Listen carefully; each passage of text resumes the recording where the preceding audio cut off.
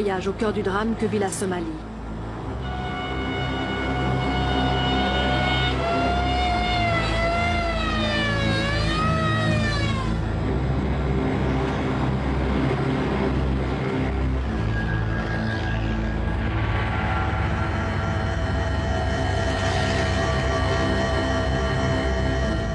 Rémi Friedman, le délégué qui accompagne le convoi, compte les camions.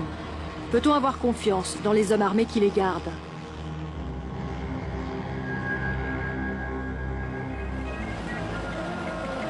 Les journalistes les ont qualifiés de Mad Max.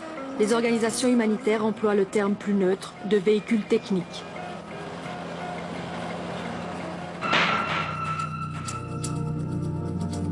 Partout, les ruines attestent de la violence de la guerre civile.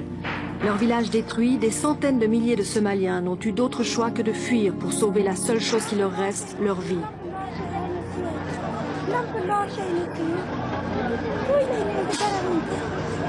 Partout, des mains qui se tendent, des visages faméliques.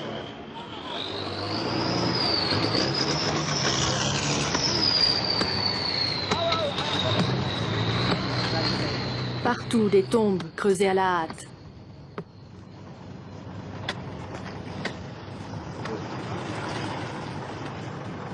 Les victimes sont si nombreuses, impossible de les secourir toutes.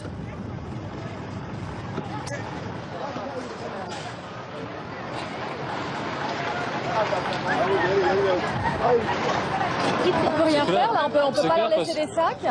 Vous leur laissez pas de sacs là? Non, donc le convoi est prévu pour le village suivant. Cette région sera desservie après. C'est un peu dommage, c'est vrai, pour les gens de voir passer des camions et de voir qu'on s'arrête pas.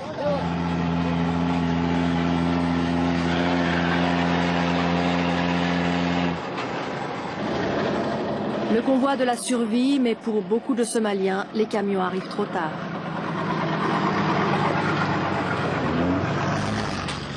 « 250 km, 12 heures de route. Premier déchargement. Le village de Modé Modé reçoit 200 sacs de riz et des lentilles.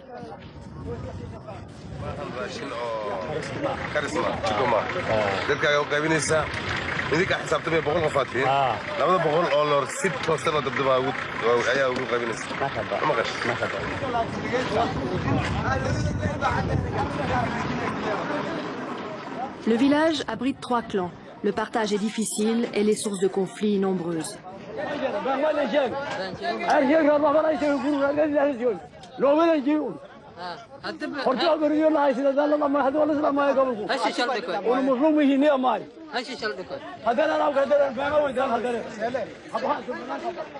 Le convoi est bloqué. Ce soir, il n'ira pas plus loin.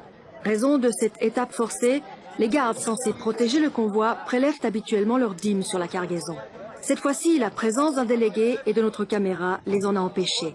Ils ont alors opté pour le chantage, du riz où le convoi ne bouge plus.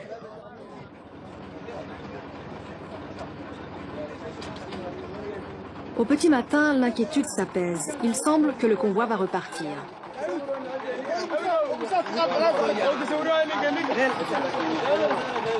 Les transporteurs sont parvenus à régler le différend. Le riz restera à bord des camions, mais il faudra débourser. C'est vrai que la plupart du temps, quand des hommes armés accompagnent les convois, ils prennent des sacs de riz, ils se servent. Cette fois-ci, nous avons voulu que cela cesse et nous avons promis au CICR que cela ne se reproduirait pas. Mais hier, les voitures de la sécurité nous ont fait du chantage et demandé plus d'argent. Ils voulaient 50 sacs de riz par véhicule, c'est ce que vous m'avez dit? Oui.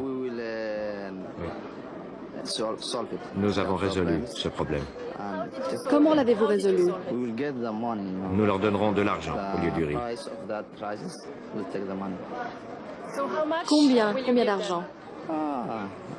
Environ 2 millions de shillings. Et 2 millions de shillings, c'est le prix de 50 sacs de riz. C'est possible. Et vous donnez cela à chaque véhicule de sécurité? Oui, c'est pour chacun des 14 véhicules de sécurité. Leur chantage a payé. Les 140 hommes armés ont ainsi doublé leur salaire. Ce n'est ni la première fois ni la dernière, mais la cargaison est intacte et elle parviendra aux victimes de la famine.